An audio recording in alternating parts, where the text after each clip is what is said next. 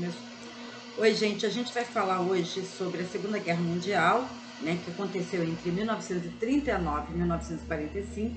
Era o assunto de ontem, mas aí ontem o computador truncou de uma tal maneira que não teve jeito.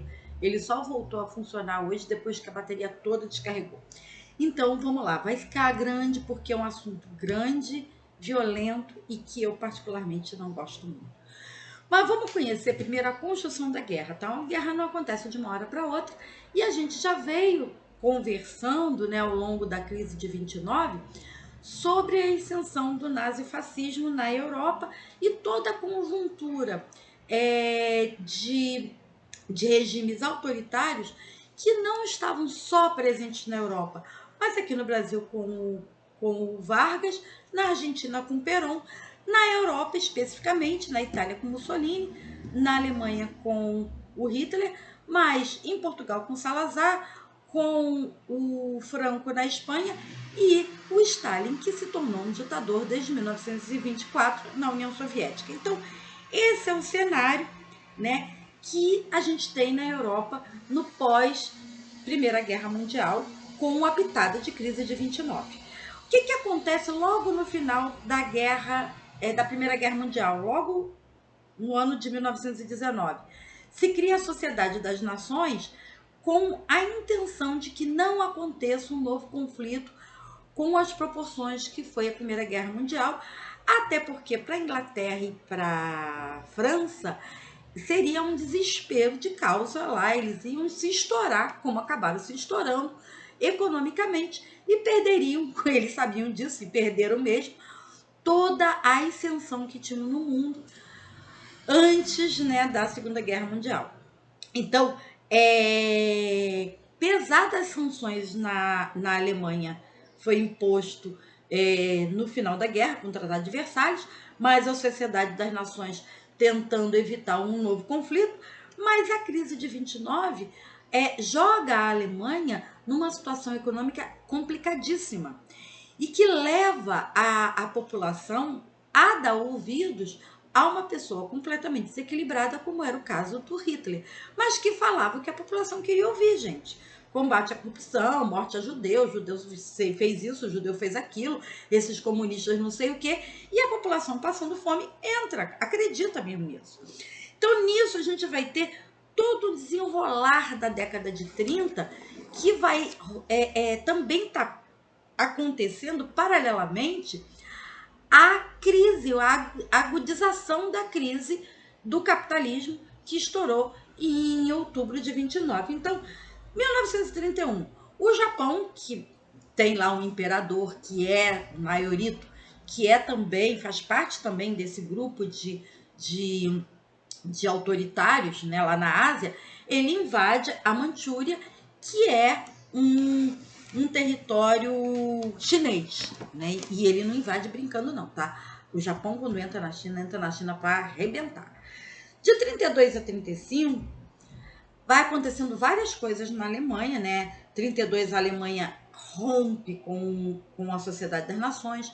Em 34, o Hitler ganha as eleições para primeiro-ministro, cria a SS, que é um braço do exército nazista, e a SS, logo após a eleição do Hitler, ela cria um evento, né, que foi uma semana de terror na Alemanha, com a Noite dos Dois Longos Punhais, aonde os elementos da SS simplesmente eliminavam fisicamente, ou seja, matavam todo e qualquer oposição a Hitler, seja comunista, seja judeu, seja o que fosse, alemão também, tá? Se opôs a Hitler, pum, morreu. Com isso, o Hitler foi ficando, né, um território limpinho para ele se espalhar. E em 35, a Itália, né, na figura do senhor lá, Mussolini, invade a Etiópia e a Alemanha ocupa a fronteira da França na região da Remânia. Então tá desenhado aí, né? E o que a dona Inglaterra e o que a dona França estão fazendo? Nada. Assistindo de camarote, torcendo para que nada de ruim aconteça a elas, mas tomando uma atitude firme contra o espalhamento, né, e todo o processo complicado que a Alemanha está impondo para a Europa, e França e Inglaterra não faz nada não, tá? Mussolini invadiu a Etiópia, dane-se a Etiópia na África, eu não tenho nada a ver com isso, deixa pra lá. Então, nisso, Hitler está crescendo. 36 a 39 acontece um episódio sangrento, bastante brabo, na Espanha, que é a Guerra Civil Espanhola, que é a disputa política entre os anarquistas, né, que eram os republicanos, e os monarquistas ligados ao Franco, que são fascistas. Então, é uma guerra sanguinária, fratricida, né, porque dentro do mesmo país, é espanhol matando espanhol, mas que tem tudo a ver com liberdade, né, pensada pelos anarquistas, e opressão, que é o que vai acontecer com a vitória do Franco. A guerra civil, ela é um embate, né, bem claro entre liberdade e opressão. E tem um dado aí, né? A União Soviética, ela entra na guerra ao lado dos anarquistas, mas o Stalin não quer o passo maior ao comunismo, que realmente é o fim do Estado e a sociedade se organizando livremente sem um chefe. Isso o Stalin não quer. Então, quando vai chegando lá para os meados do ano de 38, início de 39, o Stalin trai a revolução, trai a guerra civil, trai os anarquistas espanhóis e, infelizmente, os anarquistas perdem, né? A Espanha, ela vai cair na mão do Franco, ela vai cair numa ditadura absurda que vai vigorar até 1976, quando, enfim, o Franco morre. Atenção, a Espanha, ela não se mete na Segunda Guerra Mundial, nem o Hitler invade a Espanha, porque aí tá tudo em casa, tá? A Espanha ajuda, o Portugal também ajuda, mas nem Portugal nem Espanha foram invadidos por Hitler, porque o regime lá era fascista, então fascista com fascista se entende. Bom, vamos lá. De 37 a 38, o Japão se espalha na Ásia, né? Aí ele invade totalmente o território chinês, a Alemanha anexa sem tiro, tá? A região da Tchecoslováquia, que fazia fronteira, né? A região de Sudetos, que é território tcheco, mas ele dizendo que é fronteira, é perigoso, é isso e aquilo, ele anexa. E ele anexa a Áustria, alegando que os austríacos são germânicos, e são mesmo, tá? Falam a mesma língua. E a gente também não pode esquecer que a Áustria e a Alemanha estiveram juntas na Primeira Guerra Mundial. Os austríacos adoraram, porque a Alemanha estava em plena ascensão. Então, ok, vida boa para todo mundo. Nesse ponto, a Inglaterra e a França, uma olha para a cara do outro, esse negócio está ficando difícil. Vamos chamar a Alemanha aqui e vamos falar para ele, meu Hitler, tá bom, fica com o que você pegou, mas parou por aí. Hitler vai parar nada, né? Em 39, já o ano da guerra, né? Ela explode no dia 1º de setembro. O Stalin meio que sacando que não vai dar, a Alemanha vai acabar invadindo a União Soviética, porque ela tá cheia de judeu, lá tá cheio de comunista, então né, e cheio de gás natural, então seria o prato cheio. O que o Stalin faz? O Stalin senta com Hitler e assina o Pacto Germânico-Soviético de não agressão. E esse pacto é uma sacanagem, porque ele divide a Polônia em duas, parte da União Soviética, parte da Alemanha, porque o grande barato da Polônia não é nem o seu território em si, porque não é um território rico, mas é a saída que a Polônia tem por mar Adriático, que vai chegar lá na Ásia. Então, é uma saída maravilhosa. A Polônia tem o maior porto europeu, que é o porto de Gdansk, né, que tem essa saída para o mar Adriático, que é um movimento de negócios maravilhoso. Então, tanto a União Soviética quanto a Alemanha estavam de olho na cidade de Gdansk, no porto de Gdansk. Tá? E assinam esse acordo aí, metade da Polônia para a União Soviética, metade da Polônia para os alemães, só esqueceram de perguntar para os poloneses o que eles queriam, o que eles pensavam, e sem maiores, sem nenhuma declaração de guerra, sem nenhuma agressão formal, sem nada, o Hitler bombardeia Varsóvia, que é a capital da Polônia, na madrugada de 1º de setembro de 1939, numa agressão gratuita, matou gente pra cacete. E aí, a partir daí, Inglaterra e França não podem mais fingir que não estão vendo, e aí é declarado guerra alemã. Bom, de 39 a 41, usando a tática de guerra relâmpago, de guerra sem maiores declarações, sem ninguém nem precisar fazer nada, a Alemanha ocupa a Dinamarca, Noruega, Luxemburgo, Bélgica e Holanda. Detalhe, esses países tinham assinado um acordo de não agressão, de ficar neutro na parada. Só que Hitler, né, se lixou do tratado de não agressão e invadiu e acabou. A França é ocupada também em 41 no seu dia nacional, que é o dia 14 de julho, que é o dia da tomada da Bastilha, né? Que é o dia da Revolução Francesa. Então, o Hitler faz de sacanagem, porque ele tem a França por aqui, né? Porque perdeu para a França na Guerra Franco-Prussiana de 1870. Depois, alimentou-se todo aquele revanchismo contra a França, que gerou a Primeira Guerra Mundial, e perdeu para a França, né? Então, motivos aí não faltam para o Hitler querer a jugular da França. E a França, ela foi muito safada, porque a França, ela não foi apenas invadida. O governo francês deixou a Alemanha entrar com o acordo de que nenhum tiro seria dado, a população francesa não sofreria. Mentira, a população francesa sofreu horrores na mão dos nazistas. Tanto é que a resistência francesa surge daí e combate além, acima e por cima do governo de Vichy, a resistência francesa, composta em sua maioria por anarquistas, comunistas e outros, né, que vão peitar o Hitler dentro da França. É ainda em 41 que a Alemanha, também com a mesma técnica de cheguei, invade o leste europeu. Então, a Romênia, a Hungria, a Bulgária, Iugoslávia e Grécia dançam. Detalhe, Romênia, Hungria e Bulgária têm as maiores populações ciganas e eslavas do continente europeu.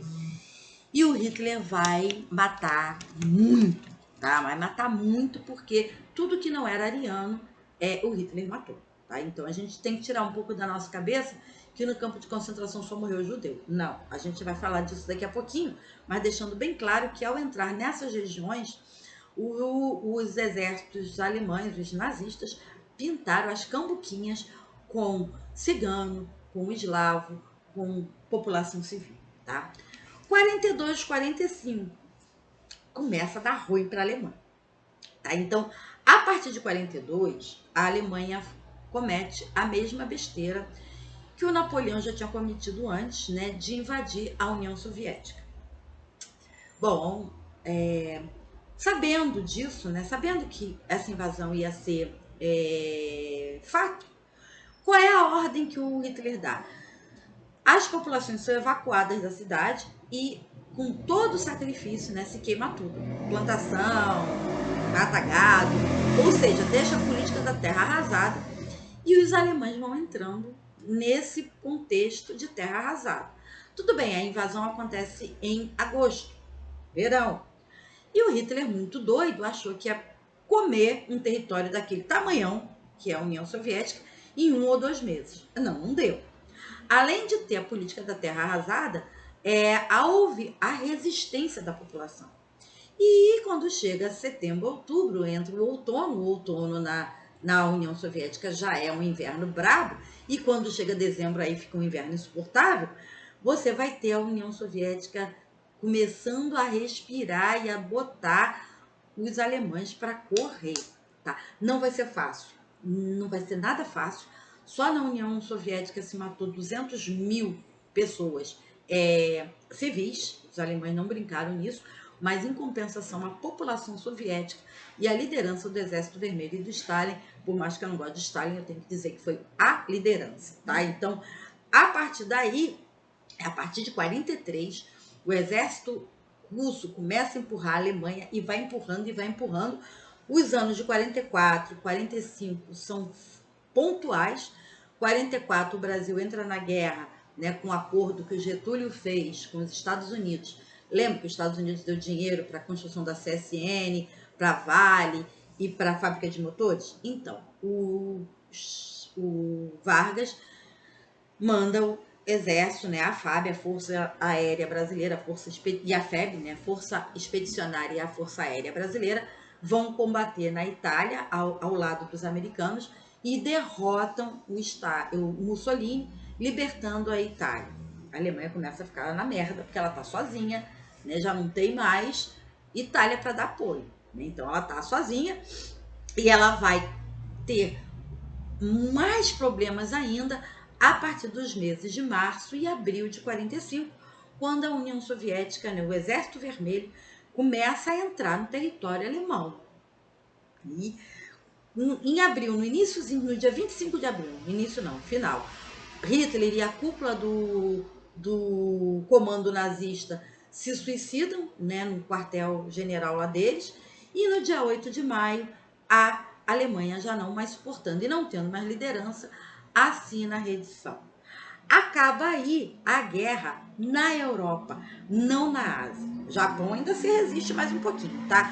Mas antes de entrar na Guerra do Pacífico, a gente vai falar um pouquinho do genocídio. Não vou me estender muito, porque esse é um tema para lá de batida, tem 500 mil filmes, né? E é um tema muito pesado, não acho que vale a pena ficar aqui dissertando sobre isso, tá?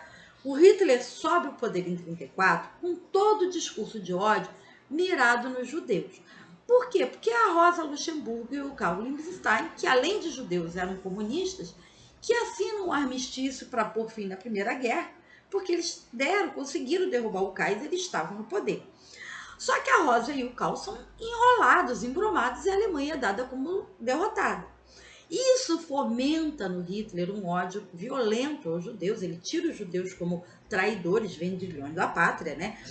E joga toda essa carga de ódio em todos os discursos que ele vai fazer ao longo dos anos 20. E ao chegar ao poder em 34, ele começa a perseguição sistemática a esses povos. Atenção! Não é só os judeus, eu já falei que não é só os judeus.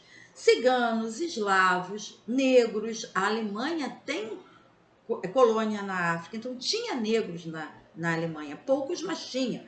Eslavos, deficientes, qualquer pessoa com qualquer deficiência, seja ela motora, visual, intelectual, câmara de gás. Não, a Alemanha não era lugar para gente com defeito, a Alemanha era lugar para uma população branca, forte, poderosa. O nome disso é eugenia, né, que o Brasil também aplicou. E comunistas. Então, todo esse grupo de... Aí também tinha os testemunhos de Jeová, que não se curvavam ao Hitler, dizendo que só faziam reverência a Jesus, a Deus. Então, o testemunho de Jeová também gramou campo de concentração, tá? Esses grupos vão ser exterminados em 6 campos de concentração, todos eles construídos na Polônia, que é Auschwitz, Chelmo, Treblinka, Majek, Sobórbio e Belzec. Nesses campos, as piores atrocidades que o ser humano pode fazer a outro ser humano acontecer, e a gente não pode, de jeito nenhum, minimizar isso e dizer que isso foi mimimi, foi pouca coisa, não aconteceu. Aconteceu, e se a gente não tomar cuidado, acontece de novo. Então, de jeito nenhum, a gente pode passar batido por esse assunto ou minimizar todo esse sofrimento. Tá legal? E a guerra no Pacífico? Como se desenrolou o negócio no Pacífico? Bom, a gente tem um Japão que é governado pelo imperador Hirohito, extremamente narcisista, altamente autoritário, que é aliado do eixo, né, Alemanha-Itália, tá? Só que ele lá na Ásia. Entre 37 e 39, o Japão se espalha. Primeiro ele invadiu a Manchúria, depois ele invadiu a China toda, invade a Coreia e invade o que hoje a gente conhece como o Vietnã, que na época era a península da Indochina, território francês. E o Japão não brinca, tá, gente? O Japão entrando, violência física, violência sexual, é o diabo. 40 a 41. Os Estados Unidos, né, em 40, os Estados Unidos não está muito afim de entrar na guerra, mas em 1940, percebendo que ele pode se dar muito bem, né, já que Inglaterra e França estão com Hitler no cangote, os Estados Unidos percebe que ele pode se dar muito bem, não entrando na guerra, mas ocupando as terras, o grande império inglês, o grande império francês, e se tornando, os Estados Unidos já estavam com isso nas ideias, né, de se tornar a grande nação do século XX, coisa que acabou acontecendo com a Segunda Guerra Mundial mesmo. E com isso, os Estados Unidos faz alguns acordos com Churchill, né, para mandar uma mercadoria, segurar a onda da Inglaterra, coisa e tal. E nesse interim, o Japão, muito interessado em tomar conta de toda a Ásia, né, ataca sem nenhum aviso prévio a base militar que nem estava aí para a guerra, tá? Era uma base militar que servia de intercâmbio de mercadoria para a Europa, de Pearl Harbor. É um ataque surpresa, se detona, se mata americano pra cacete, e os Estados Unidos não pode fazer mais vista grossa depois desse ataque e declara a guerra ao Japão. Detalhe, os Estados Unidos não está com interesse de entrar na Europa. Os Estados Unidos, a grande força norte-americana, está baseada na Guerra do Pacífico. Mas ele manda sim, né? Ele participa do dia D na França, ele tá na Itália junto com o Brasil. Só que o grande vencedor mesmo da guerra, quem detonou a Alemanha, não foi os Estados Unidos, foi a União Soviética. Não podemos esquecer disso, tá? Bom, 42, 43, o Japão está se achando, né? Invade as Filipinas, a Malásia, Hong Kong, a Birmânia e várias ilhazinhas ali do Pacífico. Agora, a partir de 44, 45, a ofensiva americana, mas até o enfraquecimento da Alemanha, né? A Alemanha, a partir de 42, a Alemanha começa a tomar só sova. 44, ela já está totalmente sovada. 45, ela já está, né, na lona. E é claro que em 44, né, a Itália sai de cena. Então o Japão está ficando meio que, né, sozinho nessa paranoia. Então, 44, 45, a ofensiva americana e a resistência dos países ocupados, gente, chinês não estava de bobeira, vietnamita não estava de bobeira, o laoense não estava de bobeira, o filipino não estava de bobeira. Por mais que ele tivesse com o Japão na cola dele, a população civil, exatamente como se aconteceu na França de resistência, se junta aos exércitos americanos e vai ajudar a dar pau no Japão, porque o Japão é que está infernizando, gente. Então, né, começa a dar ruim para o Japão. Abril de 45, a Alemanha já está totalmente ferrada. 8 de maio de 45, a Alemanha assina a rendição e o Japão segue sozinho na guerra. Bancando, usando kamikaze e tocando, né, já numa de horror, mas tocando em cima dos Estados Unidos, um zaralho bonito. Só que a União Soviética já tinha resolvido o problema na Europa. A União Soviética estava podendo vir para a Ásia ajudar os Estados Unidos, só que os Estados Unidos não queria. O que os Estados Unidos queria? Queria ganhar bonito no Pacífico, para dominar a região, sabendo que dentro dos acordos de guerra assinados no pós-guerra, que a gente vai ver na próxima aula, né, que dá origem à Guerra Fria, a União Soviética já tinha ficado com todo o leste europeu, já tinha ficado com uma parte grande da Alemanha. Então, os Estados Unidos não ia dar mole para a União Soviética também ocupar a Ásia. Não, a Ásia tem que ser nossa. Então, para impedir isso, e como o Japão não se rendia, os Estados Unidos usou mão de um artifício altamente condenável, né? Porque foi crime de guerra, gente. O uso da bomba atômica em Nagasaki e Hiroshima, duas cidades com população civil que não estavam em atrito direto com os Estados Unidos, não sendo campo de batalha, acertou cidade, acertou criança indo para a escola, acertou mulher na cozinha fazendo café da manhã, acertou homem indo para o trabalho.